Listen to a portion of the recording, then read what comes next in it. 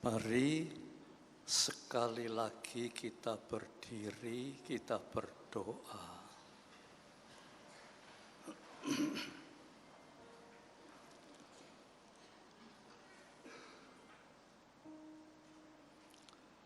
Sekarang kita belajar menenangkan diri dan mencoba supaya saudara bisa menikmati akan firman Tuhan.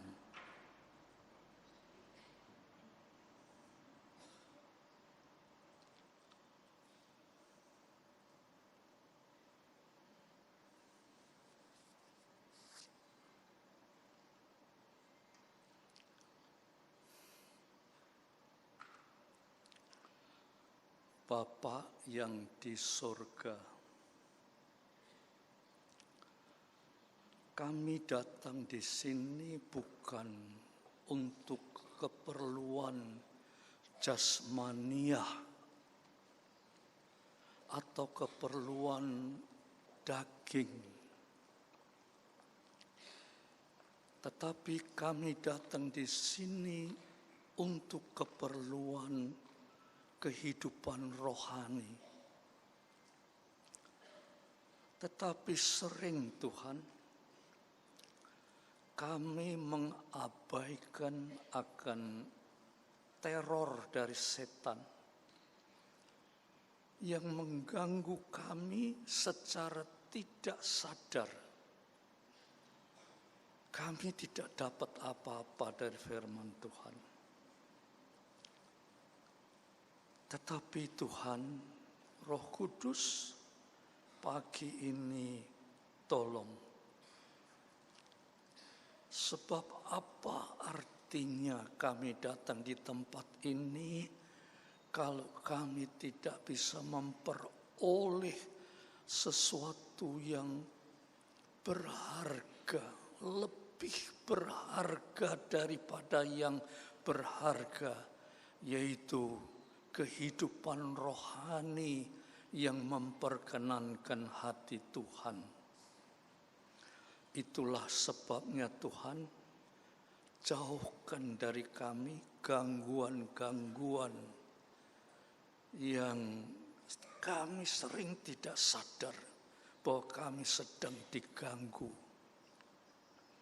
Roh Kudus, jamahlah kami. Terima kasih Bapa, di dalam nama Yesus Kristus. Amin. Silakan duduk semua saudara.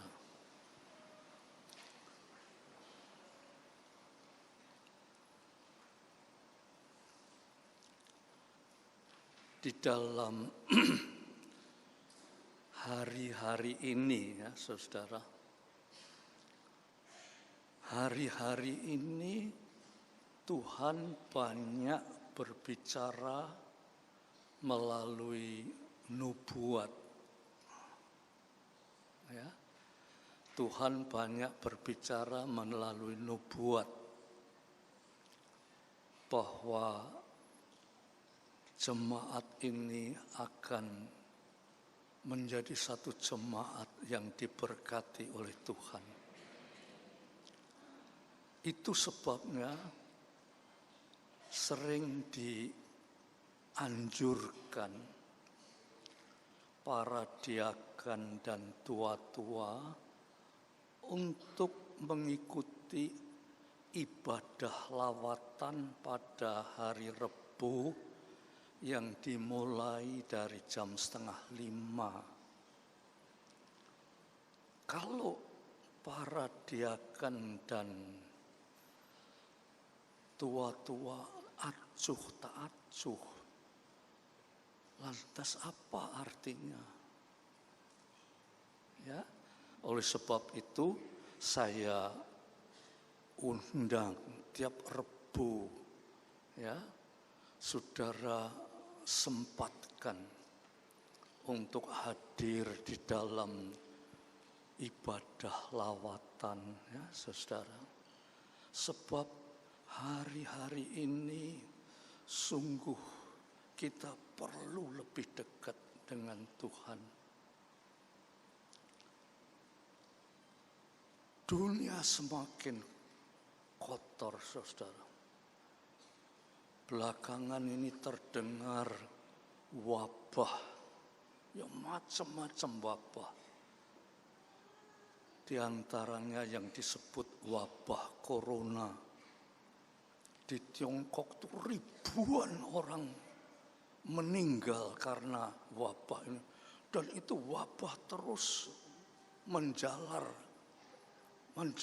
terus, saudara. Kalau kita tidak hidup lebih dekat dengan Tuhan, maka kita sering takut, khawatir. Tapi apa artinya? Oleh sebab itu, mari kita lebih dekat dengan Tuhan. Jangan kita beralasan, ya. Oh, terlalu sibuk. Saudara, kalau kita memikirkan kesibukan, tidak ada manusia yang tidak sibuk. Tetapi kita harus bisa membedakan antara kesibukan dan kesungguhan kita di dalam Tuhan, ya.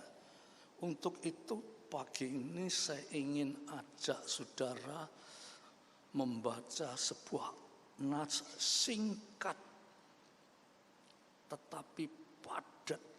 Seringkali karena singkatnya kita hanya berpikir, oh sudah ngerti itu, ya. Tapi lihat kali ini saudara, perhatikan betul-betul. Dan saya yakin semua saudara diberkati, ya. Kita baca di dalam Amsal Fatsal yang ke-11 ayat 3. Amsal ini saudara, ya saudara perhatikan, ditulis oleh Salomo. Salomo itu orang yang diberi hikmat oleh Tuhan. Nah, seringkali tulisannya itu sederhana, tetapi kata-katanya cukup dalam sekali, ya. Seperti yang kita akan baca ini di dalam Amsal Fatsal 11 ayat 3. Saudara lihat ini sederhana sekali, tapi saudara, karena kesederhanaan ini sering kita berpikir, oh sudah ngerti itu. Tapi kita kurang mendalami sehingga tidak sampai mengena pada hati kita. Tapi kali ini saudara minta Roh Kudus supaya saudara bisa tersentuh oleh Roh Kudus, ya. Dikatakan begini, ya. Orang yang jujur dipimpin oleh ketulusannya. Tetapi pengkhianat dirusak oleh kecurangannya. Kelihatannya sederhana, ya. Dan saudara semua, gak usah diuraikan, saya sudah ngerti itu, ya. Tapi kalau kita selidiki lebih dalam, oh saudara-saudara, kita tahu arti ini. Ayo kita baca sama-sama, ya. Siap, kita baca sama-sama, ya saudara. Semua baca. Baca itu jangan sekedar baca, tetapi saudara baca itu untuk diri saudara. Seolah saudara itu berkata pada diri sendiri, hei aku, dengarlah firman Tuhan. Ya. Nek saudara tidak mempunyai suatu kesadaran sampai di situ, ya saudara ngerti, tapi ya ngerti tok. Ya nanti saya akan jelaskan. Ayo kita semua baca ya. 1, 2, 3. Oh.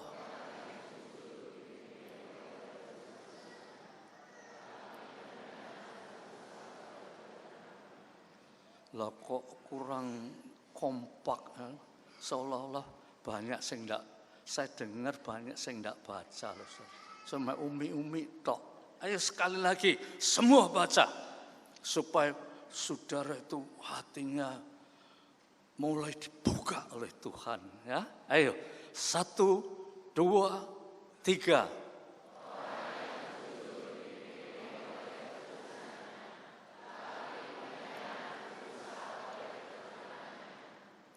Orang yang jujur, kalau berbicara tentang jujur, tidak ada manusia yang berkata, aku gak jujur, tidak ada. Semua pasti berkata, aku ini jujur. Ya, tidak ada manusia yang bilang, wah aku gak jujur, tidak ada. Semua pasti berkata, aku jujur. Nah, dengan berkata itu saudara sudah merasa dirinya jujur, tidak perlu diwah-wah lagi. Tetapi kalau saudara dengar ini saudara, ya, saudara akan kaget. Ini diterjemahkan dalam bahasa Indonesia ya cuma jujur gitu. Tapi kalau saudara lihat dari bahasa aslinya yang ditulis oleh Salomo, ya, kata jujur itu dalam bahasa Ibrani-nya itu disebut tumah. Tumah itu saudara memang jujur, tulus, sempurna. Ya, jujur, tulus, sempurna. Lalu kita bilang, aku jujur. Tetapi, apakah kita ini sudah sempurna? Itu loh masalah yang harus kita pikirkan. Ya, tumah. Lalu saudara, karena sulitnya bahasa asli, pengertian bahasa aslinya itu ditulis di dalam bahasa Latin, ya, diteliti oleh para ahli pengertian tumah itu sebetulnya bagaimana. Lantas ditulis di dalam bahasa Latin dengan kata-kata integer. Bahasa Latin menyebut integer. Integer itu ya tulus, jujur, sempurna, terpadu. Nah, terpadu. Artinya ada suatu kesatuan. Andai kata saudara ngomong dan perbuatan, orang ngomong belum tentu perbuatannya begitu. Ngomong gampang, tapi ngelakoni itu angel. Jadi tidak ada keterpaduan. Seringkali kita cuma ngomong, tapi belum tentu perbuatan kita itu sesuai dengan apa yang kita omongkan. Umpamanya, ya, lungo gereja, ya, saudara perlukan ke gereja untuk mendengar firman Tuhan, supaya hidup saya ini diubah, diberkati. tujuannya apik. Mendengar firman Tuhan. Tapi saudara tidak sadar. Sesudah sampai di gereja itu ya cuma dirungokno tok. Malah ada yang lebih tidak sadar lagi. Mulai tolah-tolah, ngomong-ngomong ke kiri, ke kanan. Ya, ketawa-ketawa. Yang lebih tidak sadar lagi, ya. Kebaktian mendengar firman Tuhan itu dolanan handphone. Tidak sadar dia. Dia pikir lu mau gereja ya dengar firman Tuhan. Tapi tidak sadar. Waktu firman Tuhan dibawa, waduh. Handphone itu diputer terus. Tidak sadar. Nah ini loh saudara. Ini yang harus kita pikirkan. Ini yang harus kita sadari. Nek enggak saudara. Kata-kata jujur itu Salomo ini berbicara bahwa di dunia ini tidak ada orang yang jujur. Tidak ada orang yang sempurna. Tidak ada orang yang ada keterpaduan antara kata dan perbuatan. Oleh sebab itu, Salomo menulis ini mengingatkan supaya kita semua ini sebagai anak-anak Tuhan, kita tunduk pada Roh Kudus. Ya.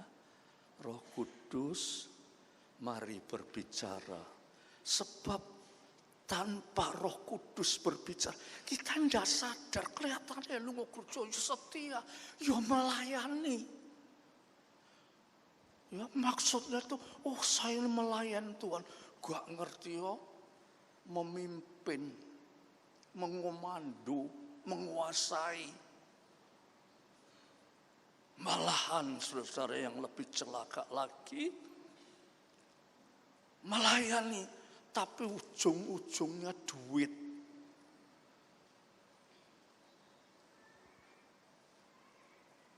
Tidak sadar saudara, tapi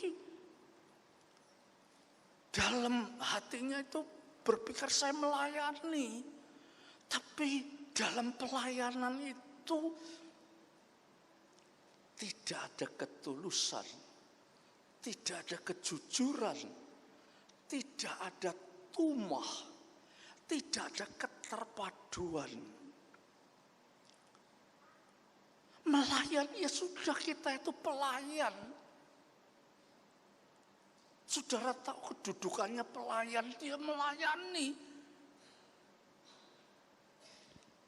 Nah, ini yang dimaksudkan Salomo. Orang jujur dipimpin oleh ketulusannya. Kata-katanya sederhana tapi sangat dalam sekali. Oleh sebab itu dikatakan, tidak ada di dunia ini orang yang jujur, tulus, sempurna. Keterpaduan antara perkataan dan perbuatan jarang sekali.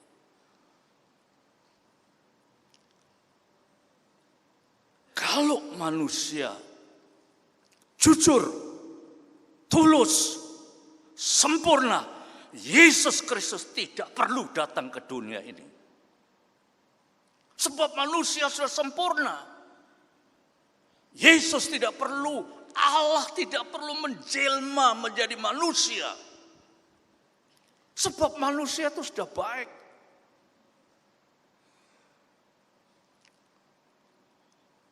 Ini bukan akhir-akhir ini saja. Sejak zamannya Adam dan Hawa itu itu sudah terjadi ini. Jadi manusia di dunia itu tidak ada sing tulus, sempurna, terpadu antara kata dan perbuatannya, tidak ada. Kalau saudara baca, ya, cuma saya jelaskan nanti nek dibaca terlalu panjang ya. Kejadian pasal 3 ya. Nanti saudara catat saja, di rumah dibaca.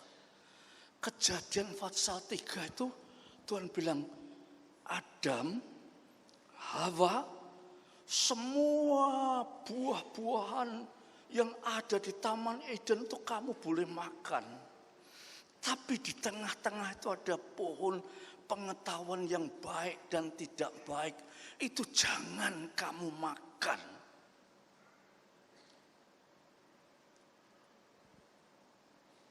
Tetapi saudara, Hawa ambil dan memetik buah itu dan dimakan. Keterpaduan antara patuh, tulus, sempurna, dan kenyataannya tidak ada keterpaduan. Makan buah itu. Dan sejak itu saudara-saudara, manusia tidak ada sing jujur betul, tidak ada. Tidak ada saudara. Oleh sebab itu diteliti ya oleh para ahli pikir, para doktor teologi, ya, dokter badan, psikolog itu meneliti kenapa tidak ada keterpaduan antara kata dan perbuatan itu. Waktu diteliti itu saudara-saudara, diambil satu kesimpulan bahwa sejak manusia jatuh di dalam dosa itu ada keterpisahan dalam otak manusia. Otak manusia itu terbelah.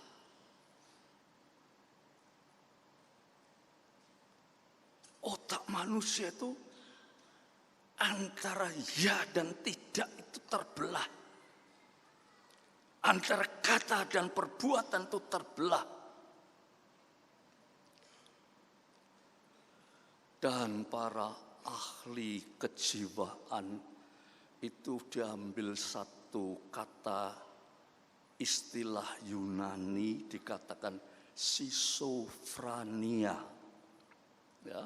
Dan itu terkenal di dunia kedokteran, juga terkenal di dunia psikologi. Ya. Schizophrenia itu artinya bahwa manusia itu otaknya itu sudah terbelah antara ya dan tidak, antara kata dan perbuatan, antara kejujuran dan tidak kejujuran. Itu sudah terbelah dan sulit untuk bisa disatukan kembali.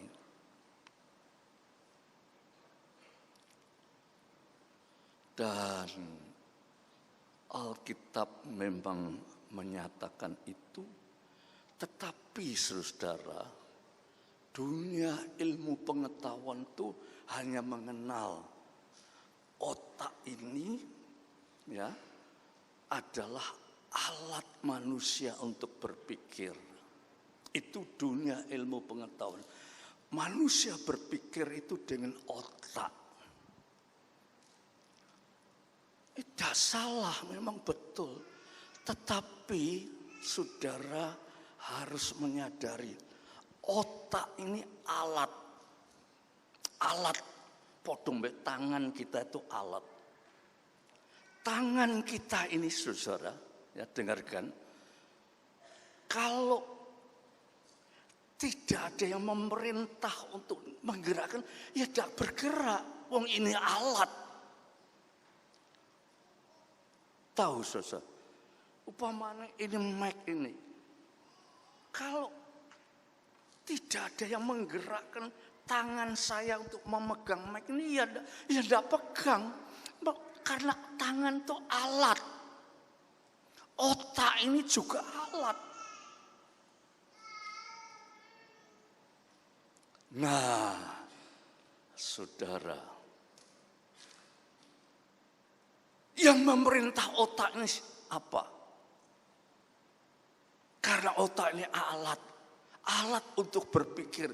Pada sama dengan tangan, alat untuk memegang. Mata, alat untuk melihat. Kuping, alat untuk mendengar. Alat.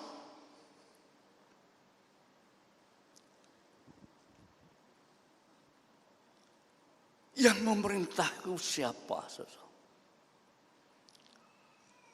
Yang memerintah itu hati kita. Orang tidak bisa memperbaiki otak sing terbelah itu disatukan, tidak iso. Wong ini alat kok. Yang harus diperbaiki itu hatinya. Hati harus diperbaiki. Yesus datang ke dalam dunia itu untuk memperbaiki hati umat manusia.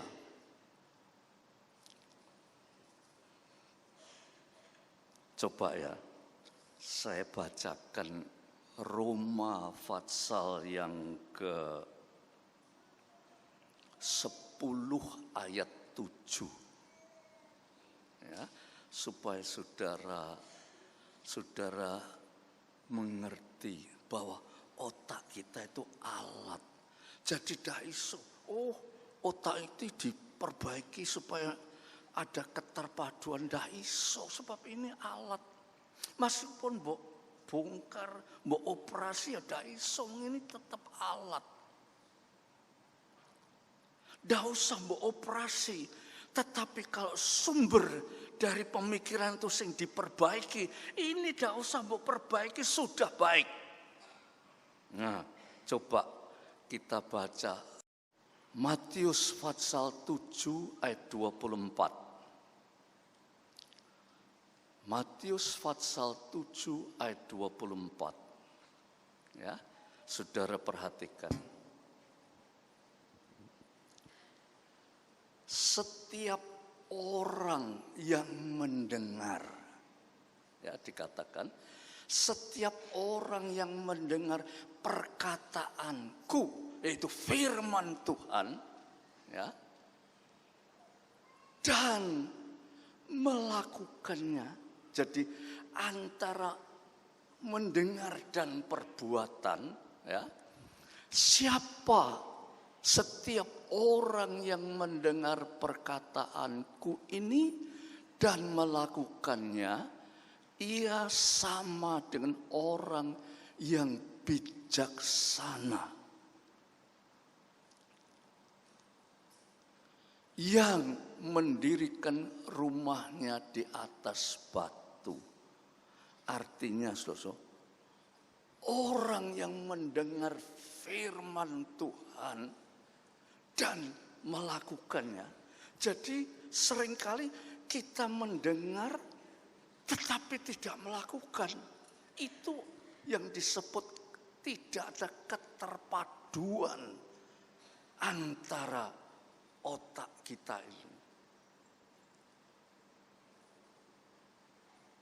Ya,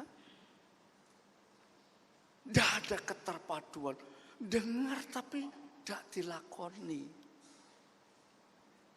Tetapi di sini dikatakan setiap orang yang mendengar perkataanku dan melakukannya, dengar dan melakukannya, ia sama dengan orang yang bijaksana. Orang yang bijaksana itu orang yang warif. Ya, seperti orang membangun rumah.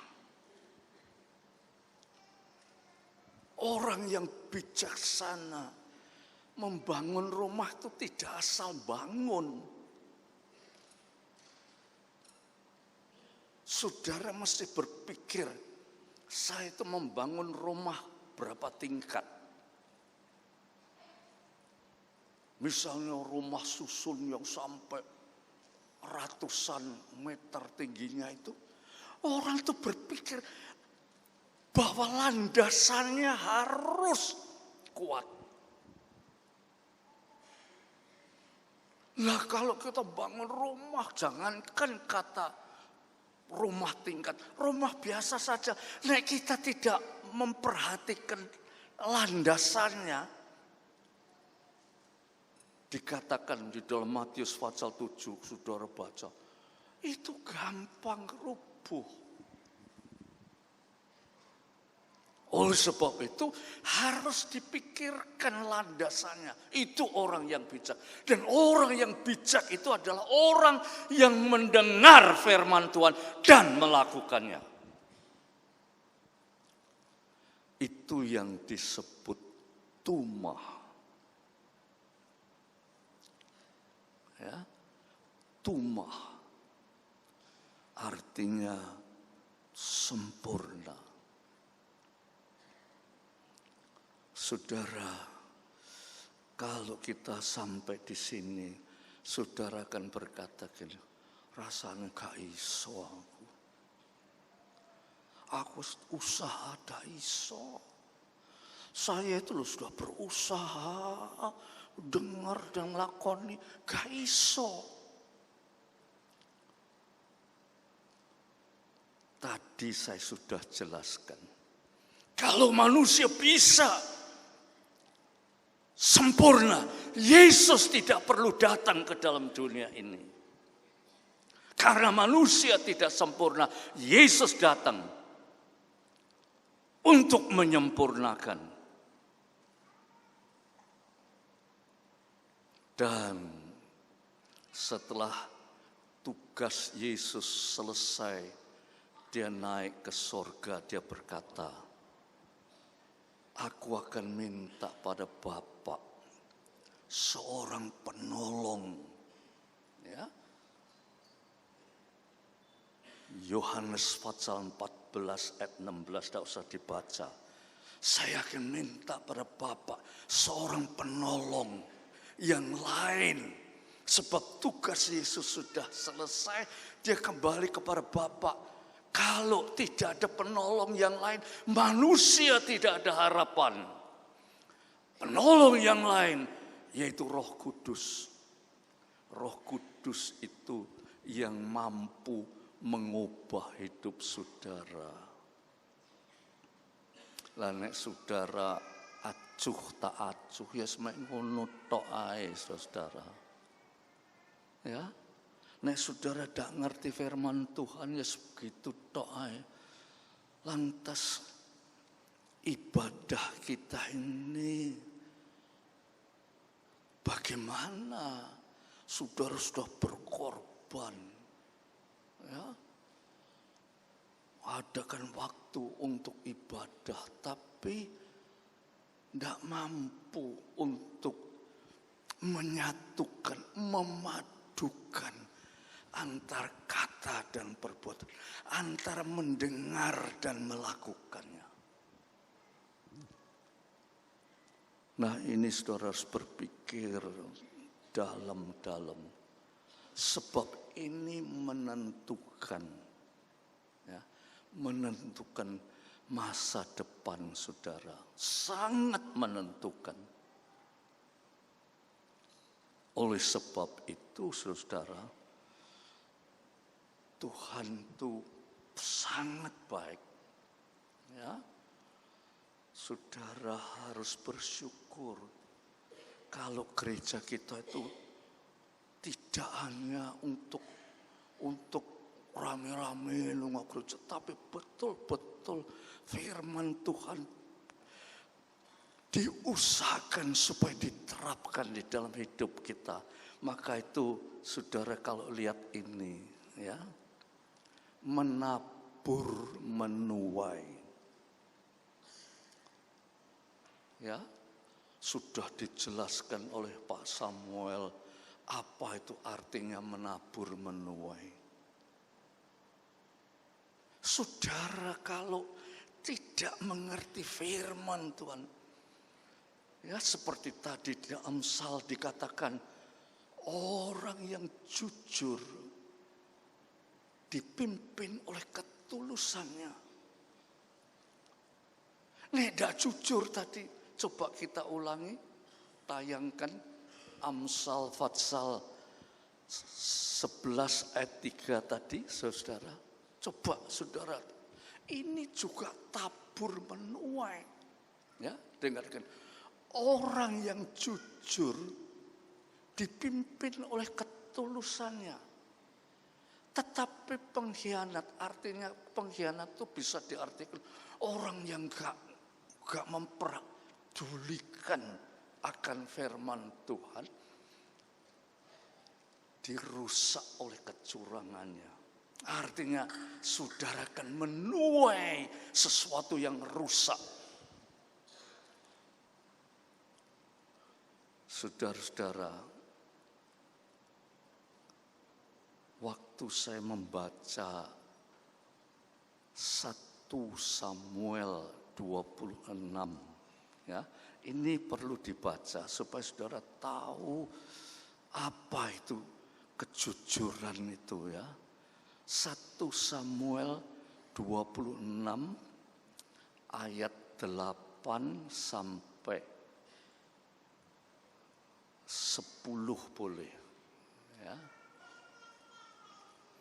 Coba saudara perhatikan, ini penting untuk saudara perhatikan, ya. 1 Samuel Fatsal 26 ayat 8 sampai 10, ya. Saya bacakan supaya saudara tahu betul apa yang dikatakan tulus, jujur, sempurna. Ya, dikatakan begini, saudara perhatikan, ya. Lalu berkatalah Abisai kepada Daud. Abisai itu jenderalnya, ya, kepada Daud. Pada hari ini Allah telah menyerahkan musuhmu ke dalam tanganmu. Lalu oleh sebab itu izinkanlah kiranya aku menancapkan dia ke tanah dengan tombak ini. Dengan satu tikaman saja. Tidak usah dia tancapkan 2 kali. Tahu artinya, saudara? Itu waktu Daud dikejar-kejar oleh Raja Saul. Ya. Dan pada waktu itu, saudara, Daud sudah kepepet. Dia masuk ke goa. Dan Saul juga masuk. Tetapi Saul tidak tahu kalau di dalamnya itu ada Daud dan jenderalnya itu. Tidak tahu. Waktu itu Saul masuk. Entah kelelahan, ya, kelelahan. Saul sudah tidak berdaya apa-apa. Ini jenderal ini ngomong Daud. Daud, ini kesempatan. Saya akan menikam musuh kita, Raja Saul itu. Sekali saja, tidak perlu 2 kali. Saya akan tikam sekali saja. Tapi saudara, ayat yang ke-9 apa kata Daud?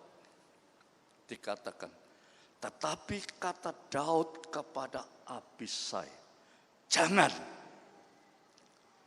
jangan musnahkan dia, sebab siapakah yang dapat menjamah orang yang diurapi Tuhan dan bebas dari hukuman?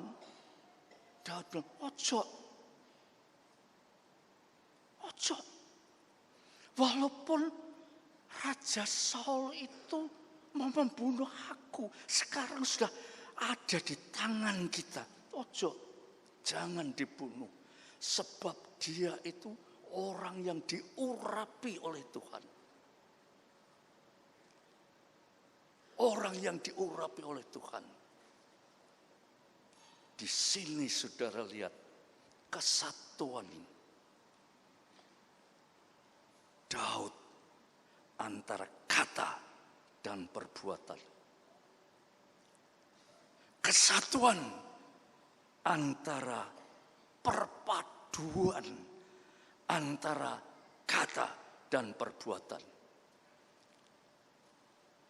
Tidak ada manusia yang dikejar-kejar mau dibunuh terus musuhnya itu sudah karek gini lantas dia bicara seperti Daud. Tidak ada. Tetapi Daud ini saudara adalah orang yang diurapi oleh Tuhan. Jangan. Dia adalah orang yang diurapi oleh Tuhan. Jangan. Saudara, andai kata Daud tikam saja sudah habis perkara, maka saudara, tidak ada kata-kata Daud, kerajaanmu akan kekal sampai selama-lamanya. Itu kata-kata itu, mana ada manusia mempunyai kerajaan yang kekal? Gak tahu saudara, bahwa keturunan Daud terus turun-temurun lahirlah Yesus Kristus. Maka itu kalau saudara baca di dalam kitab suci, ya, Yesus adalah keturunan Daud. Yesus lahir dan kerajaan Yesus itu kekal. Kalau saudara bisa berkata seperti Daud, Yesus betul-betul lahir di dalam hati saudara. Dan saudara punya kerajaan itu kekal. Artinya nanti kalau kita dipanggil oleh Tuhan, Tuhan memberikan tempat yang kekal. Saudara-saudara, maka itu kita sering tidak mampu memikirkan sampai di sini. Tetapi saudara perlu urapan dari Roh Kudus. Ya, urapan dari para Roh Kudus itu penting sekali. Jangan saudara berpikir urapan itu cuma jangan. Itu salah satu karunia. Sehingga ada orang bilang, katanya sudah gemeter, sudah bicara bahasa asing tapi hidupnya gak karu-karuan. Itu karunia. Tetapi orang yang diurapi oleh Roh Kudus, hidupnya berubah, saudara. Hidupnya berubah. Hidupnya tidak lagi cuma ngrungokno tok, tapi betul-betul melakukan. Itu yang hari-hari ini dicanangkan di gereja kita itu, hati-hati menabur menuai. Jangan saudara menabur sepokoknya lu mau gereja lah. Nanti saudara kepengen menuai, aku mesti besok masuk surga. Ojo mikir sampai di situ, saudara. Ya, jangan saudara berpikir gitu. Aku tak pokoknya lu mau gereja lah, aku diberkati baik Tuhan. Ojo mikir gitu. Saudara, seperti firman Tuhan ini harus ada jujur, tulus, sempurna. ada keterpaduan antara kata dan perbuatan. Seperti Daud ini, saudara. Musuh sudah terang-terangan no tangane, karek cerep mati. Daud bilang jangan. Dia adalah raja yang diurapi oleh Tuhan. Jangan, itu urusannya Tuhan. Tetapi apa yang dikatakan Daud, kejujuran, ketulusan, kesempurnaan, keterpaduan antara kata dan perbuatan, membuat Daud, Tuhan bilang, kerajaanmu kekal untuk selama-lamanya. Oh, saudara-saudara, apakah saudara mampu berpikir sampai di sini? Tidak mampu mungkin, tapi saudara berkata, oh Roh Kudus, tolong saya, supaya saya mampu. Nek ndak iso, terus diusahakan sampai Roh Kudus mengurapi saudara sampai saudara tahu saya harus sungguh-sungguh di dalam Tuhan.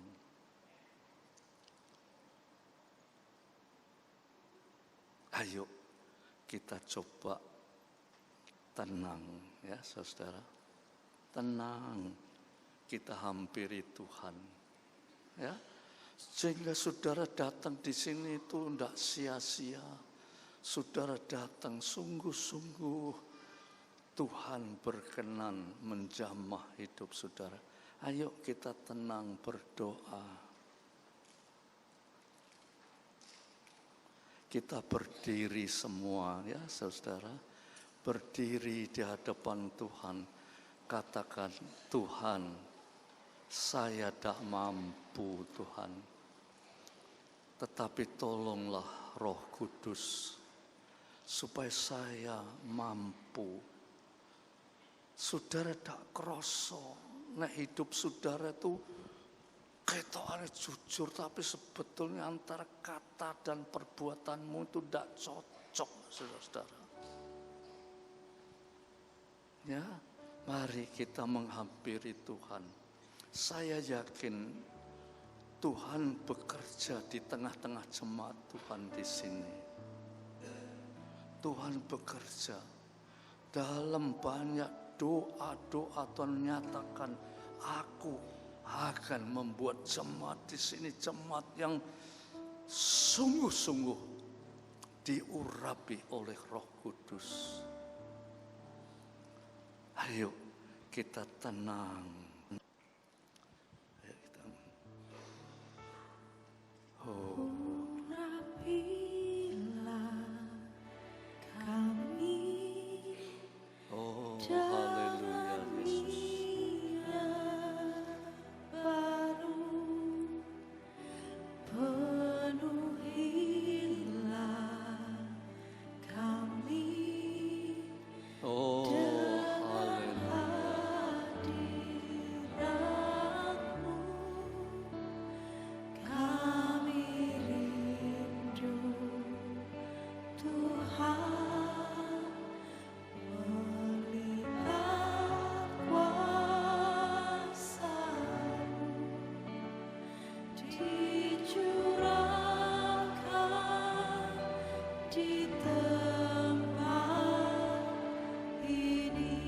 Semua menyanyi dengan sungguh hati kepada Tuhan. Urapilah kami dengan minyak baru, penuhilah kami dengan hadirat-Mu, kami rindu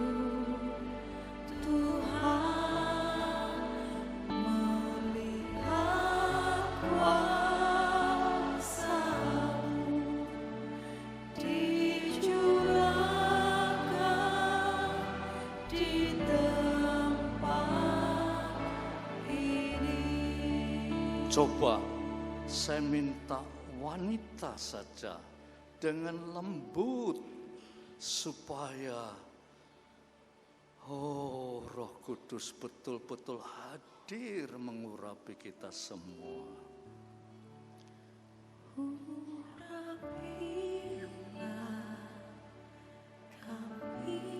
Semua wanita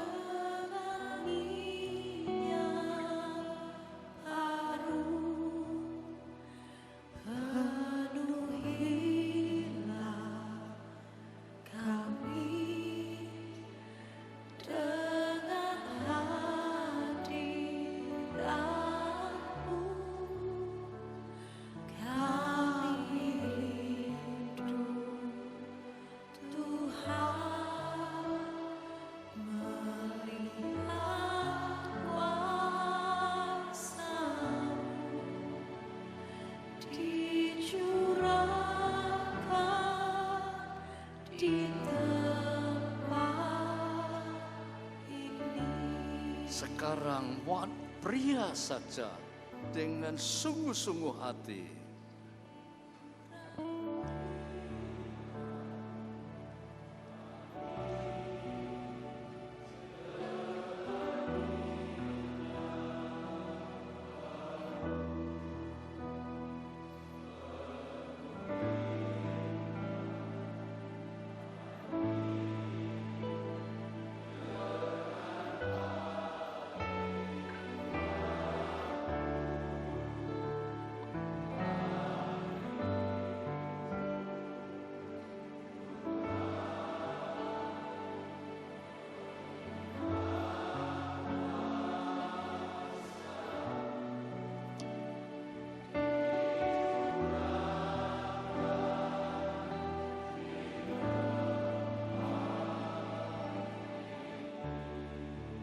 Sekali lagi, kali ini wanita dan pria semua nyanyi sambil angkat tanganmu. Kita menyembah Dia dengan satu penyembahan yang sungguh-sungguh. Roh Kudus akan mengurapi hidupmu sehingga kamu dijadikan orang-orang yang baru. Semua menyanyikan ini. Angkat kedua tanganmu ke atas. Kami dengan minyak baru penuhilah kami dengan hadirat-Mu.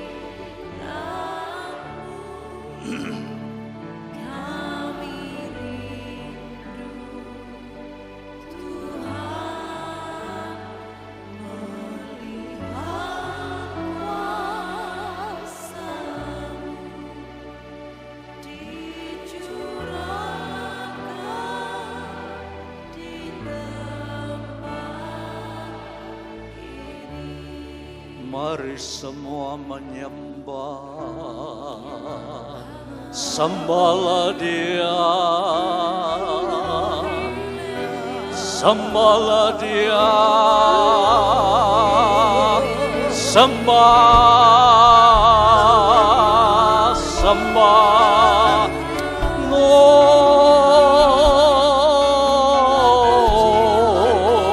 sembahlah Dia.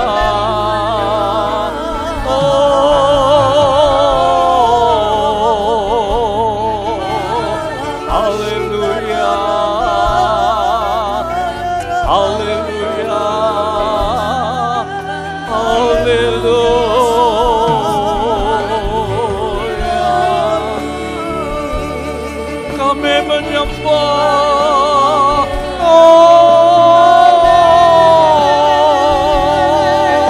haleluya, haleluya.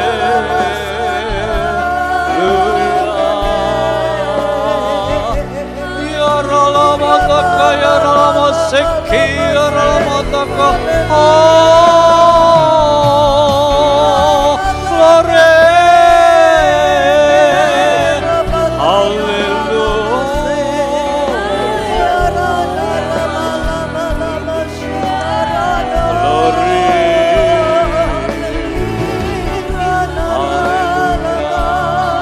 semua menyembah sampai Roh Kudus dicurahkan di tengah-tengah kita.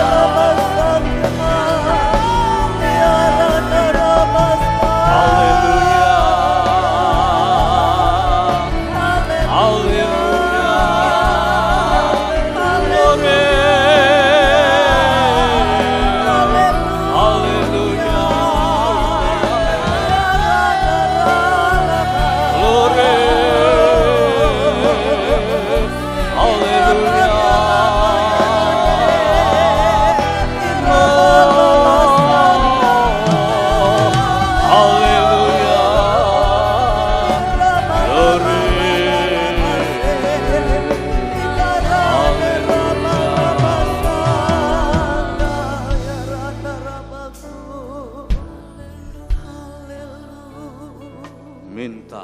Minta sama Tuhan.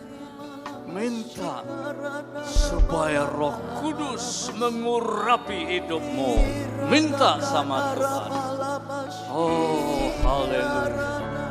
Supaya saudara bisa bertekad seperti Daud bertekad. Walaupun dia harus mengalami banyak derita, tetapi dia tidak akan membalas musuh dengan kejahatan, tetapi musuh dibalas dengan kasih daripada Tuhan. Oh, haleluya Tuhan. Haleluya. Glory. Haleluya.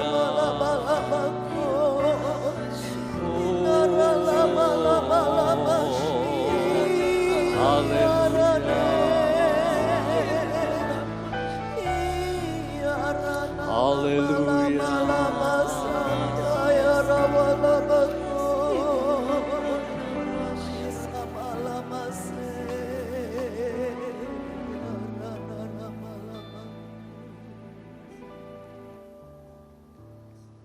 Jangan berhenti, saudara. Jangan berhenti sampai di sini. Tetapi saudara harus lanjutkan sampai kapanpun juga Tuhan. Saya akan berusaha sampai hidupku diubah oleh kuasa Roh Kudus.